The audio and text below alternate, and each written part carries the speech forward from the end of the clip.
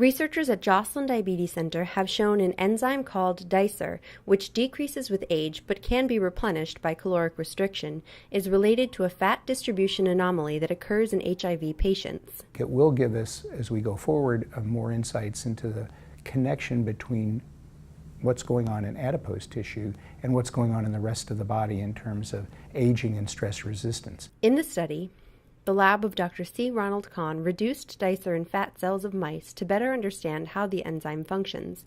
They saw that the mice with reduced dicer levels had poorer metabolic profiles, including higher triglycerides and systemic insulin resistance.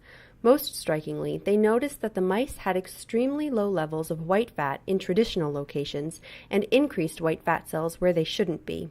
Under normal conditions, having less white fat is good. We'd be lean.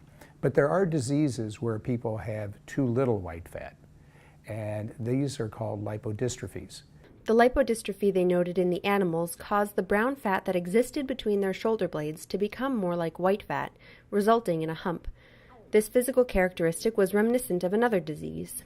And it really made us think of a particular form of human lipodystrophy which occurs in HIV patients treated with antiretroviral drugs. To follow up, they took fat cells from patients being treated for HIV and saw that their dicer levels were also reduced. Previous studies have shown that caloric restriction increases dicer levels, so they are hoping this information can be used to create a treatment for this form of lipodystrophy. We know that caloric restriction is a way to restore some of the positive metabolic propensities in many organisms, not just humans. We believe that a therapeutic intervention could start by devising compounds that can mimic what we see with caloric restriction.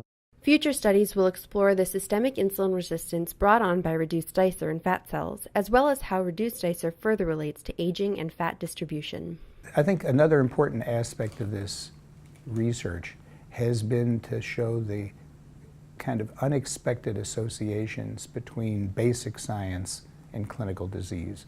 When you do research into basic mechanisms, you often discover new insights into clinical diseases that may prove to be very important both in diagnosis and ultimately in treatment.